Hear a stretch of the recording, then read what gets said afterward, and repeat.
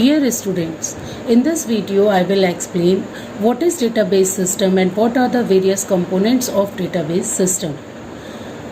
Database system is not only database but it is a collection of various components like database, DBMS, users and data itself.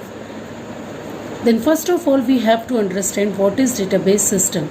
Database system is a computer-based record-keeping system whose overall purpose is to record and maintain data in database. Means कि database में जब हम data store करते हैं तो data किस तरह से स्टोर करेंगे, डेटाबेस कैसे क्रिएट करेंगे, डेटाबेस के अंदर डेटा किस तरह से इंसर्ट किया जाएगा, डिलीट किया जा सकता है, अपडेट किया जा सकता है, सेलेक्ट किया जा सकता है. There are so many operations which are performed on data which is stored in the database. Database system provides us all that operations like to create database, retrieve data, insert new data, update existing data, delete existing data, alter the structure of tables or files inside database and much more. Means कहने का मतलब ये है कि database system एक complete system है जो database में डेटा को स्टोर करना, किस तरह से स्टोर करना है, उसका क्या फॉर्मेट रहेगा, क्या स्ट्रक्चर रहेगा, डेटाबेस क्रिएट करनी है, उसका क्या नाम रहेगा, किस तरीके से रिट्रीव किया जाएगा, किस तरह से क्वेरीज चलाई जाएंगी, न्यू डेटा कैसे इंसर्ट किया जाएगा, एग्जिस्टिंग डेटा को अपडेट कैसे किया जाएगा, मीन्स कि कोई चेंजेस अगर करने हैं तो कैसे किए जाएंगे, डेटा डिलीट कैसे किया जाएगा. There are so many commands, there are so many operations. There are 4 major components of a database system. The first one is data, the second one is hardware, and the third one is software, and the fourth one is end user. These 4 are the major components of any database system. Let us discuss the first component of database system, which is data. As you all know very well what is data. Data is the raw material for the information. आपने जब first semester में computer fundamental पढ़ा था जिसमें आपने computer की definition पढ़ी थी, तो सबसे पहले आपने डेटा की ही डेफिनेशन पढ़ी थी और आपने वहाँ पढ़ा था कि data is the raw material of information. They are the raw facts, figures for the information. After processing data is converted into the valuable information. तो डेफिनेशन वही है यहाँ पर भी. Data means values, means it refers to the values like numbers, characters, images, etc. They are the raw facts and figures for the information. Yes, this definition is correct, but in the context of database we understand it as data. They are the numbers, characters, images or any kind of values, strings which we store in the database. Like if we want to create a file of a student, then we want to store the name of the student, the roll number of the student, the age of the student, the address of the student, phone number of the students, then all the values are the data.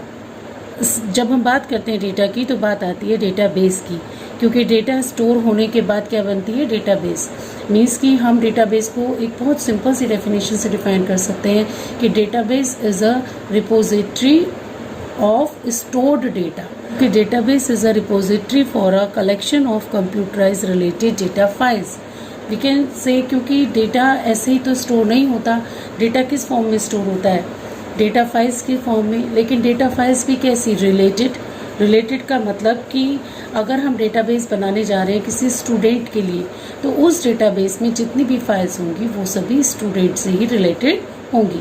Suppose we want to create a database student, then we have to store their all the information regarding students like student personal detail, students marks detail, students course detail. इसकी student की database में हम किसी employ का record नहीं डाल देंगे. Student की डेटाबेस में हम किसी मतलब अदर एंटिटी का रिकॉर्ड नहीं डालेंगे. यहाँ पर डेटाबेस के कॉन्टेक्स्ट में डेटा का मतलब what we store and information का मतलब व्हाट वी रिट्रीव.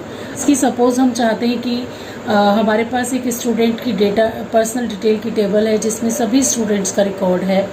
उसके बाद एक कोर्स डिटेल की फाइल है जिसमें सारे कोर्स की डिटेल्स हैं और हमें ये पता लगाना है कि BCA के उन स्टूडेंट की लिस्ट दिखाओ जिन्होंने फीस सबमिट नहीं की, तो हम एक क्वेरी चलाएंगे कि select all the names of the student whose course is BCA and fees submission status is no. तो हमारे पास केवल वही रिकॉर्ड आएंगे जो हम देखना चाहते थे, तो दैट इज इंफॉर्मेशन। तो means data means what we store in the database and information means what we retrieve from the database. Let's discuss this definition of database by using some hierarchy. The topmost element of this hierarchy is database. First of all, we have to create a database, and database is the repository of related data files. Means the database is a collection of related files. यहाँ पर files जो है वो terminology है DBMS की, और RDBMS हम use करते हैं जिसमें टर्मिनोलॉजी यूज़ होती है बच्चों टेबल्स। मीन्स की कहने का मतलब ये है कि जो हम SQL यूज़ करते हैं, SQL सर्वर यूज़ करते हैं, ओरेकल, MySQL, इसमें हम क्वेरी चलाना सीखेंगे, तो ये DBMS नहीं RDBMS है। डेटाबेस को स्टोर करने के डिफरेंट मॉडल्स होते हैं, जैसे network model, hierarchical model, relational model. तो जो अब DBMS यूज़ होते हैं वो एक्चुअली RDBMS यूज़ होते हैं, क्योंकि उसमें जो डेटाबेस को स्टोर करने का मॉडल यूज़ होता है वो रिलेशनल मॉडल यूज़ होता है, रिलेशन वाला मॉडल यूज़ होता है, रिलेशन ही टेबल्स होती हैं, तो that's why it is called RDBMS। तो मैं इस टर्मिनोलॉजी को आपको पहले से ही बताकर चल रही हूँ बच्चों, क्योंकि बीच में मैं आपको SQL कराना स्टार्ट कर दूंगी, तो आपको ये टेबल्स, टपल्स, इसमें कोई परेशानी ना हो, स्टार्टिंग से ही दोनों टर्मिनोलॉजी आपकी समझ में आए। तो जब हम DBMS की बात करते हैं तो टर्मिनोलॉजी यूज़ होती है फाइल्स, रिकॉर्ड्स, फील्ड्स, और जब हम बात करते हैं RDBMS की तो टर्मिनोलॉजी यूज़ होती है tables, tuples, attribute. Both terminology represent to the same thing. तो मैं भी समझाऊंगी, आपको एक्सप्लेन करूंगी इसको एग्जांपल से। पहले हम इस हायरार्की को समझ लेते हैं कि database is a collection of related files and file is a collection of related records. Records को हम RDBMS में क्या कहते हैं? Tuples. A record is a collection of related fields, और फील्ड्स को हम RDBMS में क्या बोलते हैं? Attributes. And the fields is a collection of characters, जिसको हम बाइट से रिप्रेजेंट करते हैं, और सभी जानते हैं the byte is a collection of 8 bits. और ये बिट क्या है? This bit is the smallest storage unit of the computer memory. तो हम डेटाबेस से स्टार्ट करते हुए एक सिंगल बिट तक पहुंच गए। मीन्स की बीच में आने वाली जितनी भी टर्मिनोलॉजी थी डेटाबेस के वो सब हमने डिस्कस कर लिए। तो अब कैरेक्टर्स या नंबर्स या फिगर्स, फैक्ट्स मिलकर के, वैल्यूज मिलकर के क्या बनेंगे? फील्ड्स। और फील्ड्स में फील्ड्स, बहुत सारे फील्ड्स जो रिलेटेड होंगे किसी पर्टिकुलर एंटिटी से, वो मिलकर क्या बनेंगे? रिकॉर्ड्स। और रिकॉर्ड्स जो रिलेटेड होंगे उसी एंटिटी से, ऐसे बहुत सारे रिकॉर्ड्स क्या बन जाएंगे? फाइल या टेबल। और ऐसी बहुत सारी फाइल मिलकर के क्या बन जाएगी? Database. One important thing is that the data stored in the database is structured data. Here I demonstrate the concept of database by using the example of student database. यहाँ मैंने student database बनाई है, और ये student database collection है related files का। Means कि मैंने यहाँ 3 फाइल्स बनाई हैं। One is student detail, second is course detail and third is student course detail. तो इन तीनों फाइलों से मिलकर के हमारी डेटाबेस बनी है। मीन्स कि यहाँ पर बात समझ में आ रही होगी कि डेटाबेस कोई एक सिंगल फाइल नहीं बल्कि मल्टीपल फाइल्स का कलेक्शन होता है। लेकिन मल्टीपल फाइल्स कैसी फाइल्स? जो किसी एक पर्टिकुलर एंटिटी से रिलेटेड होती हैं। सपोज हमारी एंटिटी है स्टूडेंट, जिसके बारे में हम इंफॉर्मेशन कलेक्ट कर रहे हैं, तो इस डेटाबेस की सभी फाइल्स स्टूडेंट से किसी न किसी तरीके से रिलेटेड होंगी, जिसका यूज़ हम करेंगे रिलेशंस बनाने में, क्वेरीज चलाने में, एवरीवेयर। तो यहाँ पर स्टूडेंट डिटेल फाइल्स को ध्यान से देखेंगे बच्चों। स्टूडेंट डिटेल फाइल में हमने क्या role number, name, enrolment number, F name, address, ये सारे इंफॉर्मेशन स्टूडेंट के बारे में कलेक्ट की है। तो these roll number, name, enrolment number, F name, address means की each column is the field. TBMS की टर्मिनोलॉजी में फील्ड कहलाएंगे, और RDBMS की टर्मिनोलॉजी में क्या कहलाएंगे? Attributes. Roll number, name, enrolment number, F name, address, ये सब क्या है? फील्ड्स हैं। और जब ये बहुत सारे रिलेटेड फील्ड्स मिल गए तो क्या बन गया, एक रिकॉर्ड, जैसे कि रोल नंबर 1 अंजू, जिसका एनरोलमेंट नंबर है M001, जिसके फादर्स का नेम है X और जो इसका एड्रेस है BSR। ये कंप्लीट क्या बन गया, ये कंप्लीट क्या बन गया, एक record. This is a record. In RDBMS it is called tuple. तो ये क्या है बच्चों, ये क्या है, दिस इज रिकॉर्ड, या फिर हम इसको RDBMS में क्या कहते हैं, टपल। ये क्या है, ये role number, name, enrolment number, F name, address, individually क्या थे, फील्ड्स जिनको हम RDBMS में क्या बोलते हैं, एट्रीब्यूट्स। बात समझ में आ रही है। इस तरीके से जो रिलेटेड रिकॉर्ड्स हैं, मीन्स कि सभी स्टूडेंट्स के रिकॉर्ड, मान लीजिए मैं BCA के आपकी क्लास के सभी स्टूडेंट्स की बात कर रही हूँ, आपके सेमेस्टर के, तो उन सभी स्टूडेंट्स का रिकॉर्ड में स्टोर करती जाऊँ तो क्या बन जाएगी, ये स्टूडेंट डिटेल फाइल बन जाएगी, या इसको हम RDBMS में कहें तो स्टूडेंट डिटेल टेबल बन जाएगी। तो ये आपकी टर्मिनोलॉजी है जो मैं अभी आपके साथ डिस्कस कर रही थी कि database is a collection of related files, a file is a collection of related records, a record is a collection of related fields। तो बात समझ में आ रही होगी। इसके बाद बच्चों बात करते हैं कि यहाँ पर हमने नहीं, जैसे मैंने अब कोर्स डिटेल बनाई, तो ये कोर्स डिटेल क्या बता रही है, course ID, course name, course की duration, number of semesters and fees, कि C1, C2, C3, C4 courses हैं हमारे कॉलेज में और इनके डिफरेंट नेम्स हैं, जैसे BCA, BBA, BSc biotech, MSc biotech. Duration सभी कोर्सेज की अलग अलग हो सकती है, जैसे इसकी 3 इयर्स है, 3 इयर्स है, 3 इयर्स है, 2 इयर्स है। नंबर ऑफ सेमेस्टर्स इसमें 6 है, इसमें नहीं है। तो इस तरीके से हम इंफॉर्मेशन स्टोर कर रहे हैं कोर्स के रिगार्डिंग। अब हमारी जो स्टूडेंट डिटेल टेबल है और कोर्स डिटेल टेबल है, उसकी हमने एक रिलेशनशिप एस्टेब्लिश करके एक और टेबल बना दी, स्टूडेंट कोर्स डिटेल फाइल, जिसमें हमने ले लिया रोल नंबर, कोर्स ID और फीस स्टेटस। अभी मैं आपको कोई डिटेल नहीं बता रही बच्चों, अभी आप इन बातों को इसी पॉइंट ऑफ व्यू से समझें कि मैं आपको ये कंसेप्ट समझाना चाह रही हूँ कि डेटाबेस क्या होता है, उसके अंदर किस तरीके से फाइल्स बनती हैं। तो यहाँ हम देखेंगे कि हमने एक फाइल से रोल नंबर उठाया, दूसरी फाइल से कोर्स ID उठाई और हमने कहा कि roll number 1 course ID C1 में एनरोल है तो उसकी फ़ीस सबमिट है, yes. Roll number 2 course number C2 में एनरोल है, क्या उसकी फ़ीस सबमिट है, yes. Roll number 3 course C1 में एनरोल है, क्या उसकी फ़ीस सबमिट है, नो।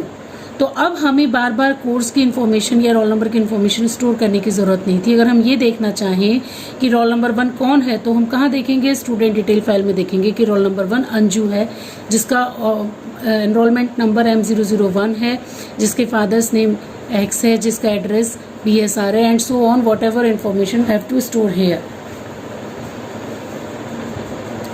तो इसके बाद अगर हम ये देखना चाहें कि C1 कोर्स क्या है, उसकी सारी इन्फॉर्मेशन क्या है, तो हम कोर्स डिटेल में देखेंगे। C1 कोर्स है BCA, जिसकी ड्यूरेशन है 3 इयर्स, जिसके नंबर ऑफ सेमेस्टर है 6 और जिसकी फ़ीस है 26,000। इसके लिए हमें ये जो स्टूडेंट कोर्स डिटेल वाली फाइल है उसमें सारी इन्फॉर्मेशन दोबारा से पूरी इन्फॉर्मेशन स्टोर करने की ज़रूरत नहीं है, जिसकी वजह से डेटा की रिडंडेंसी घट जाती है, मीन्स की डेटा डुप्लीकेसी होने से बच जाती है।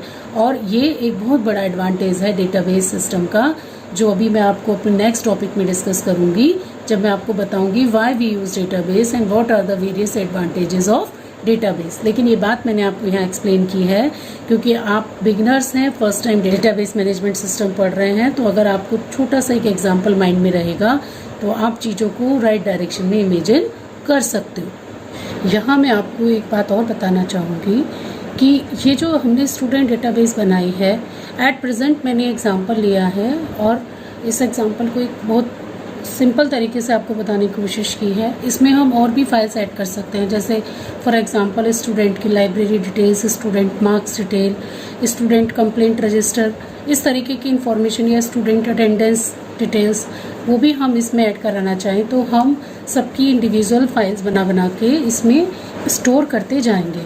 तो ये हमारी डेटाबेस, हम इसे कितने भी पर्पसेस के लिए यूज़ कर सकते हैं और कितनी भी फाइल्स हम इसमें बना सकते हैं। एट प्रेजेंट मैंने 3 फाइल्स लेकर के आपको इस कंसेप्ट को समझाने की कोशिश की है। तो यहाँ पर हम के लिए और डेटाबेस के लिए कह सकते हैं कि the data stored in database is persistent data.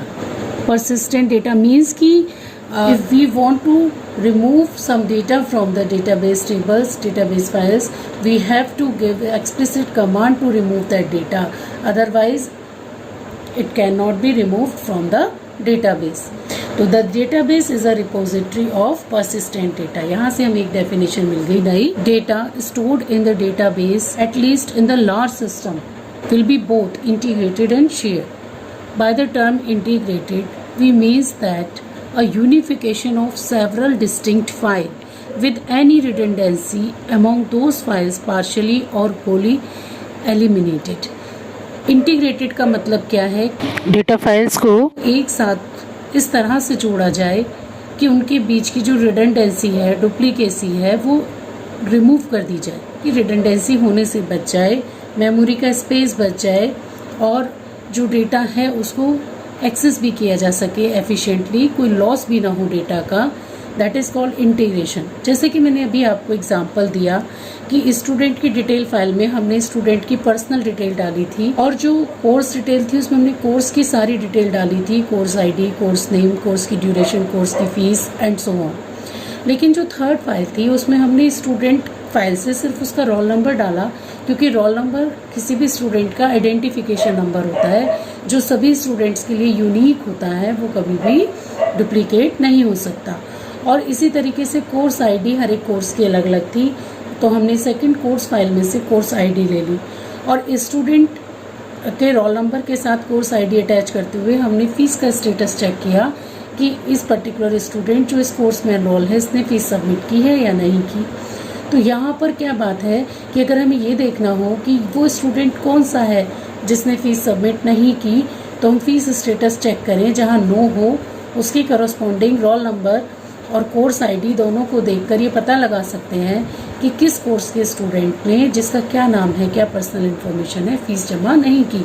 हमें स्टूडेंट की पर्सनल डिटेल और कोर्स की डिटेल्स को यहाँ स्टूडेंट कोर्स की ट्रांजैक्शन फाइल में डालने की ज़रूरत नहीं है, तो जिससे कि हमारी रिडंडेंसी बच गई. मतलब हम अलग अलग फाइल्स में डेटा स्टोर करने के बाद उसको यूनिफिकेशन के साथ इस तरह से यूज़ किया जाए यूज़र के द्वारा एफिशिएंटली कि यूज़र जिस तरीके की भी इंफॉर्मेशन चाहता है उसको रिट्रीव कर पाए. That's why it is called integrated data. And what we mean by shared data means the individual piece of data in the database may be shared among several different users. means कि जो data हमारा database में stored है वो किसी एक particular user के लिए नहीं बनाया जा रहा, बल्कि सेवरल यूज़र्स उसको सेवरल पर्पसेस के लिए यूज़ करेंगे, डिफरेंट पर्पसेस के लिए यूज़ करेंगे. जैसे फॉर एग्जांपल आपका जो स्टूडेंट डेटा है उस स्टूडेंट डेटा को फीस डिटेल वाला सिस्टम भी यूज़ करेगा और मार्क्स डिटेल वाला भी उसको यूज़ करेगा. पर डिफरेंट यूज़र्स डिफरेंट पर्पसेस के लिए डेटाबेस को यूज़ कर सकते हैं. इसलिए जो डेटा है वो शेयर्ड है. Individual piece of data in the database may be shared among several different users. A given database will be perceived by different users in a variety of ways. जैसा कि मैंने बताया कि एक ही सेम डेटाबेस को different user different purposes के लिए यूज़ कर सकते हैं. जैसे कि स्टूडेंट की पर्सनल डिटेल को एक सिस्टम मार्कशीट जनरेशन के लिए यूज़ कर रहा है, दूसरा सिस्टम उसकी फ़ीस मैनेजमेंट के लिए यूज़ कर रहा है, तीसरा सिस्टम उसकी नॉमिनल रोल तैयार करने के लिए यूज़ कर रहा है एग्जामिनेशन सिस्टम के लिए.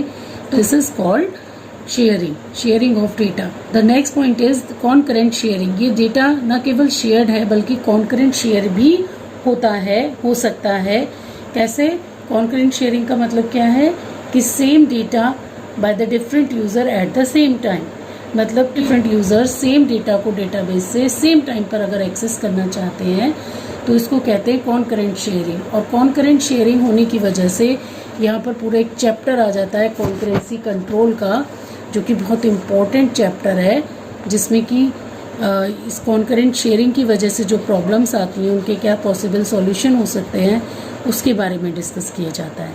तो हम यहाँ पर कह सकते हैं कि जो हम डेटाबेस में डेटा स्टोर करते हैं वो इंटीग्रेटेड भी होता है और शेयर्ड भी होता है. एक्चुअल में जो शेयर्ड है डेटा वो इंटीग्रेटेड होने की वजह से ही है, क्योंकि इंटीग्रेटेड है इसीलिए जो एक फाइल में एक पर्टिकुलर इंफॉर्मेशन पड़ी हुई है, दूसरी फाइल में उस इंफॉर्मेशन को रिपीट नहीं किया जा रहा, बल्कि रिलेशनशिप का कंसेप्ट आप आगे आके पढ़ेंगे, जिसकी वजह से हम एक फाइल को दूसरी फाइल से रिलेट करके डेटा एक्सेस कर सकते हैं।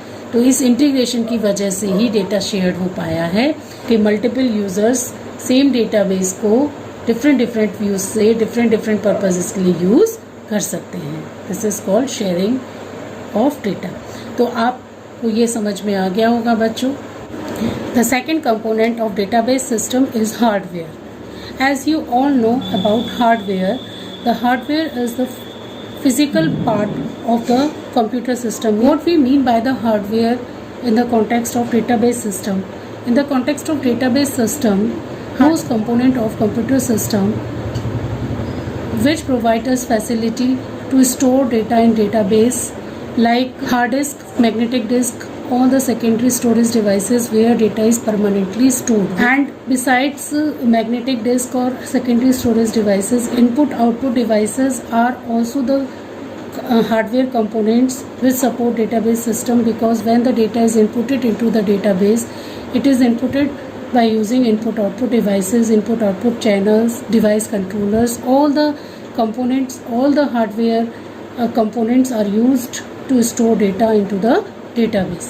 And the hard disk or the secondary storage devices are the major part of the hardware where databases are actually permanently stored and used by its user whenever needed. Besides these, processors and associated main memory is also a major component of hardware. Processors and associated main memory is also required for the processing of database. Whenever user want to execute a query on the database, then it is executed by using processor and main memory, because the current data resides in the main memory and the processors are used to execute queries. Now the third component of database system is software. The software which is used to manage databases is called DBMS, Database Management System. Now here is the point of the difference between database and DBMS. Database is the thing what we store, and DBMS is the software which provides us facility to store data in database. Means कि अगर हम इसकी एक analogy लें तो हम इस तरह से समझ सकते हैं कि अगर हम पेन से पेपर पर लिख रहे हैं तो जो कंटेंट हम लिख रहे हैं, राइट कर रहे हैं, दैट इज़ डेटाबेस. जो लिखने के बाद हमारा पेपर तैयार हो गया, दैट इज़ डेटाबेस. और जो लिखने का प्रोसेस है, उसको मैनेज करने का प्रोसेस है, that is provided by DBMS. तो DBMS एक ऐसा सॉफ्टवेयर होगा जो हमें डेटाबेस क्रिएट करना, डेटाबेस में डेटा स्टोर करना, मैनेज करना, ये सारी फैसिलिटी प्रोवाइड कराएगा. तो DBMS is a database management system which is a layer between the data physically stored and the user of the system. Means कि यूज़र को डेटाबेस के साथ इंटरेक्शन करना है, किस तरीके से डेटा फिजिकली स्टोर करना है या रिट्रीव करना है, ये डेटा अपडेट करना है, डिलीट करना है. जिस भी तरीके से यूज़र डेटा के साथ क्वेरी करना चाहता है, डेटाबेस पर क्वेरी एग्जीक्यूट कराना चाहता है, तो अपनी रिक्वेस्ट कहाँ भेजेगा? DBMS के पास. DBMS क्या है? एक सॉफ्टवेयर है. तो जितनी भी क्वेरीज होती हैं, all request in queries like insertion, deletion, retrieval of data from databases and the updation of data in databases are handled by the DBMS. DBMS is a software which is used to create, manage, destroy databases. Means कि hard disk में हमें database create करना है, उसमें data store करना है, database को manage करना है, उसमें डिफरेंट टेबल्स बनानी है, डेटा रिट्रीव करना है, अल्टर करना है, स्ट्रक्चर चेंज करना है, डेटा डिलीट करना है, कुछ भी हमें डेटाबेस पर ऑपरेशन परफॉर्म कराना है, जैसा कि मैं आपसे अभी कह रही थी, वो सब कौन हैंडल करेगा? डेटाबेस मैनेजमेंट सिस्टम, जो कि एक सॉफ्टवेयर होगा, जैसे कि PL/SQL, MySQL, SQL Server, Oracle, MS Access, DB2, all are the example of RDBMS. बच्चों अब यहाँ पर कंफ्यूज होने की ज़रूरत नहीं है. DBMS is the broader term of RDBMS. Means कि DBMS की अगर हम बात करते हैं तो DBMS सिस्टम कई तरीके के होते हैं, जिनके डिफरेंट मॉडल्स होते हैं, जैसे hierarchical database system, network database model, relational database management system. तो RDBMS is a kind of DBMS which use tables relations to store in the databases. तो यहाँ पर ये जो जितने भी एग्जाम्पल लिखे हुए हैं, PL SQL, MySQL, SQL server, Oracle, MS Access, all are the examples of RDBMS। लेकिन अगर आप समझना चाहें कि वो DBMS कौन से हैं तो हम समझ सकते हैं बच्चों। प्रीवियस डेज में जब हमने first time database management system पढ़ा था तो हमने DBase पढ़ा था, तो उसमें हम फाइल्स बनाते थे। तो the popular DBMS stores data in the forms of files are DBase, FoxPro, XBase. These are the examples of popular DBMS. The next point is DBMS, public RDBMS keeps away user from the hardware level details. Means कि user अपनी queries execute कराए database पर, data retrieve करे easily, उसका focus सिर्फ उतना हो जितना डेटा उसे चाहिए, जो इन्फॉर्मेशन उसे चाहिए। उसको इस बात से कोई मतलब नहीं है कि डेटाबेस कहाँ स्टोर है, किस तरह से स्टोर है। उसकी हार्डवेयर लेवल की डिटेल्स को छिपा देता है DBMS इसके यूज़र से, केवल और केवल यूज़र को उसकी रिक्वेस्ट के अकॉर्डिंग रेस्पॉन्स करता है। The query processing software and the storage management software belongs to DBMS। अगर हम डेटाबेस मैनेजमेंट सिस्टम के कंपोनेंट्स की बात करें तो कंप्लीट जो प्रोसीजर्स हैं DBMS के, उनको हम 2 पार्ट्स में डिवाइड कर सकते हैं, query processing software and storage management software. The main role of managing data inside database by the most secure and efficient way। जो DBMS का रोल है, मेन रोल है, वो केवल डेटा स्टोर करना ही नहीं बल्कि डेटा जो डेटाबेस के अंदर स्टोर किया जा रहा है वो सिक्योर रहे, किसी भी तरीके से डेटा इनसिक्योर ना हो और एफिशिएंट वे में डेटा स्टोर हो सके, रिट्रीव हो सके, किसी भी तरीके की इनकन्सिस्टेंसी, रिडंडेंसी डेटाबेस में ना हो। DBMS is responsible for data transaction. DBMS follows asset properties। यहाँ पर हमें ये बात जाननी ज़रूरी है कि जो डेटाबेस सॉफ्टवेयर है वो न केवल डेटाबेस को मैनेज करने के लिए उस पर ऑपरेशंस परफॉर्म कराने की फैसिलिटी प्रोवाइड कराता है, बल्कि ट्रांजेक्शन्स के लिए रेस्पॉन्सिबल भी होता है। मीन्स कि रिलायबिलिटी ऑफ डेटाबेस को भी इंश्योर करता है कि जो database management system asset properties को फॉलो करता है। एसेट प्रॉपर्टीज़ जो होती हैं आप पढ़ेंगे, ट्रांजैक्शन मैनेजमेंट चैप्टर अभी आपके सिलेबस में है, उसमें आगे आप पढ़ेंगे, लेकिन यहाँ मैं जस्ट इंट्रो दे रही हूँ कि किसी भी डेटाबेस पर कोई ट्रांजैक्शन मीन्स कि अ ग्रुप ऑफ क्वेरीज को एग्जीक्यूट कराता है, डेटाबेस की रिलायबिलिटी को ध्यान में रखता है। एसेट प्रॉपर्टीज़ का मतलब है atomicity, consistency, isolation and durability.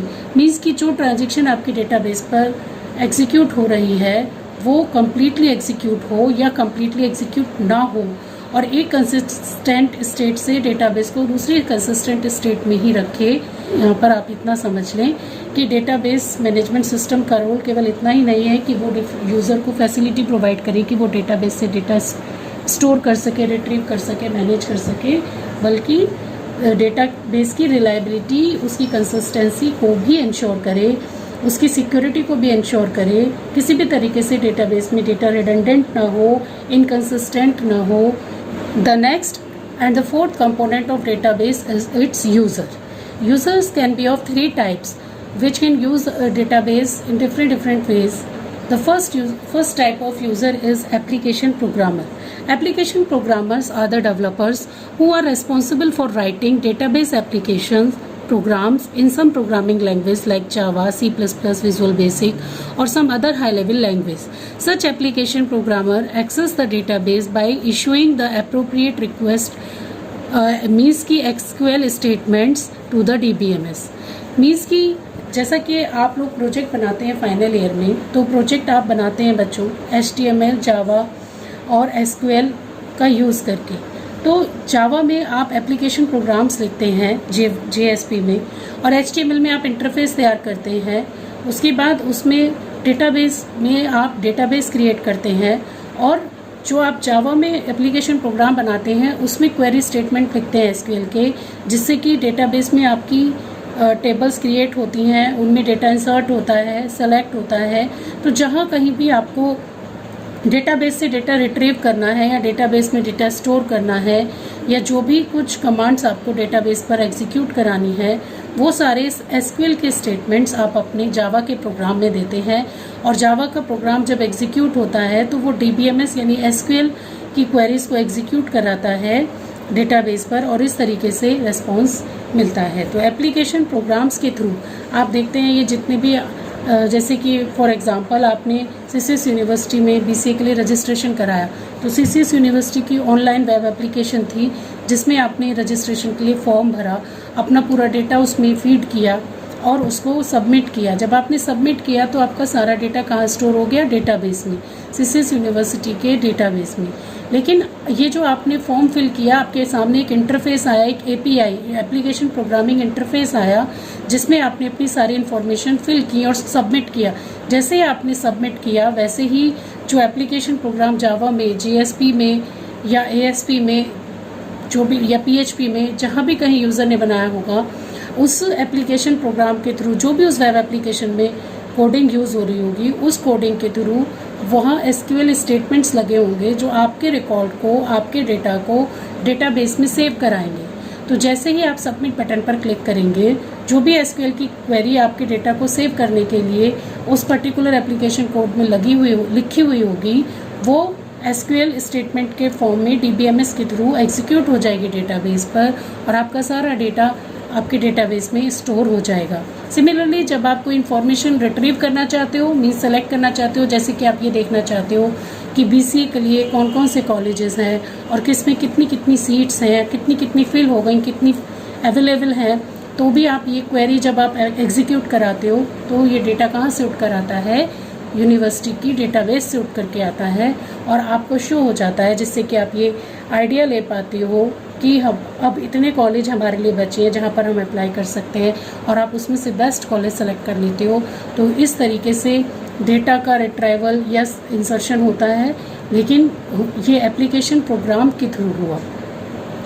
The second one is end user. End user is the simple viewer who access data from terminal or the online application developed by the application programmer. They need not know anything about details of data, is that how much data is stored in database, where database is stored, and what is the structure of database. Only have the knowledge of the data which they are using. Means कि जैसा कि मैंने अभी आपको example दिया, university में आपने BC के कोर्स में अपना रजिस्ट्रेशन कराया, तो उस समय आप एप्लीकेशन प्रोग्रामर नहीं हो। आप कौन हो? आप हो उसके एंड यूज़र। और जो एप्लीकेशन प्रोग्रामर है वो कौन है? जिसने उस वेब एप्लीकेशन को डेवलप किया।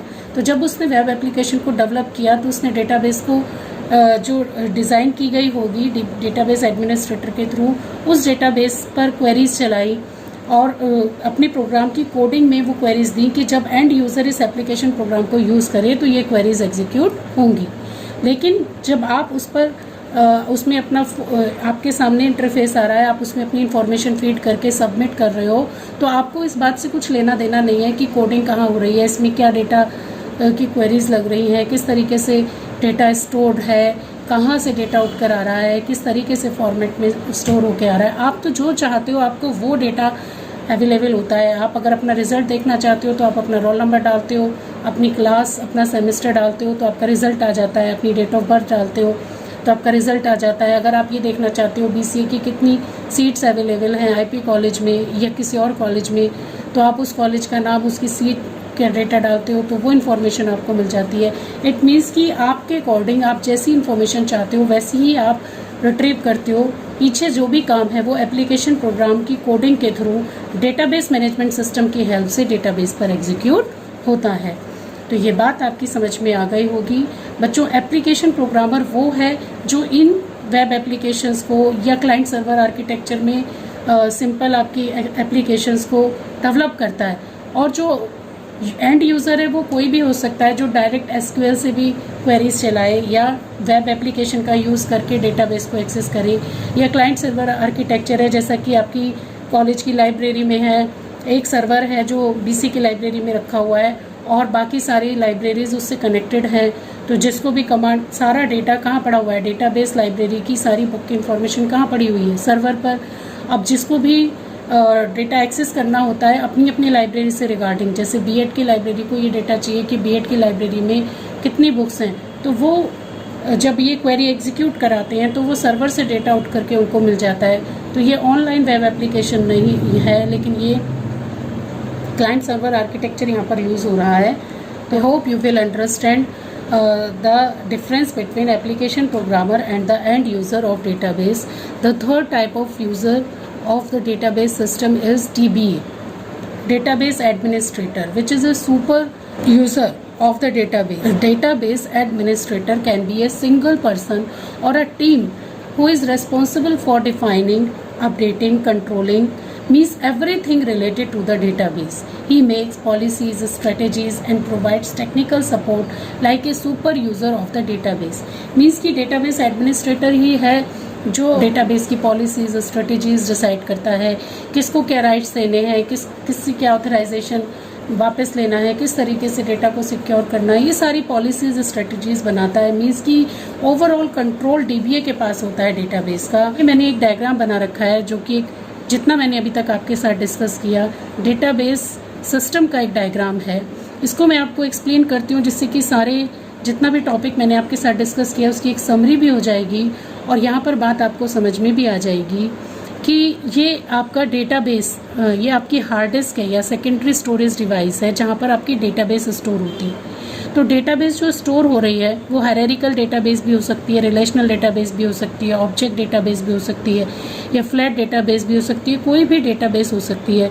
अगर रिलेशनल डेटाबेस स्टोर है तो उसमें जो डेटा है वो टेबल्स की फॉर्म में स्टोर होगा और जो टेबल्स हैं उसमें डेटा टपल्स की फॉर्म में और टपल्स में डिफरेंट एट्रीब्यूट्स की फॉर्म में डेटा स्टोर होगा. तो इस तरीके से डेटाबेस बनेगी.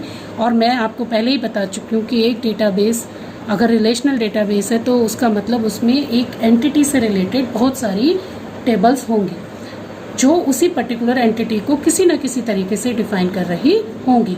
तो यहाँ पर एक नया वर्ड आपने सुना एंटिटी. मैं अगेन एंड अगेन इस टर्म को यूज़ कर रही हूँ एंटिटी.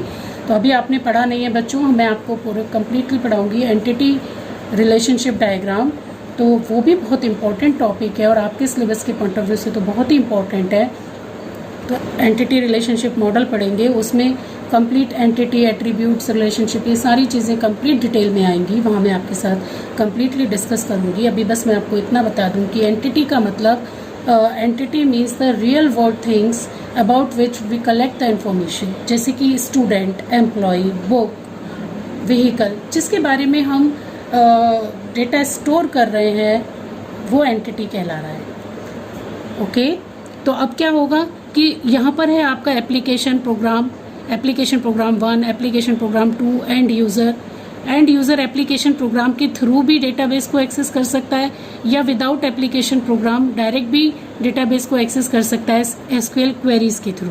तो चाहे वो एप्लीकेशन प्रोग्राम के थ्रू डेटाबेस को एक्सेस कर रहा है या एंड यूज़र है मीन्स कि डायरेक्ट डेटाबेस टेबल को एक्सेस कर रहा है, लेकिन करेगा किस तरह से कि एक एसक्यूएल क्वेरी की फॉर्म में एक अपनी रिक्वेस्ट को डेटाबेस मैनेजमेंट सिस्टम के पास भेजेगा एक क्वेरी की फॉर्म में, एक रिक्वेस्ट की फॉर्म में, और डेटाबेस मैनेजमेंट सिस्टम उस रिक्वेस्ट को डेटाबेस पर एग्जीक्यूट करा के जो रिजल्ट मिलेंगे उन्हें दे देगा उसी एप्लीकेशन प्रोग्राम को जहां से वो रिक्वेस्ट आई थी.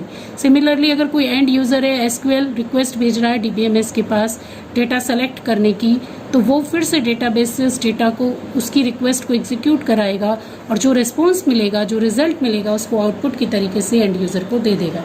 इस तरीके से डेटाबेस मैनेजमेंट सिस्टम एक सॉफ्टवेयर होता है जो यूज़र से आई हुई एप्लीकेशन प्रोग्रामिंग इंटरफेस यूज़ होता है बच्चों, एपीआई जिसको हम शॉर्ट में कहते हैं. उसके थ्रू एप्लीकेशन या एंड यूज़र डीबीएमएस के साथ डायरेक्ट इंटरेक्शन करके डिफाइन डेटाबेस को डिफाइन करा सकता है. Insert, update, select, delete, alter, any kind of data management query चला सकता है.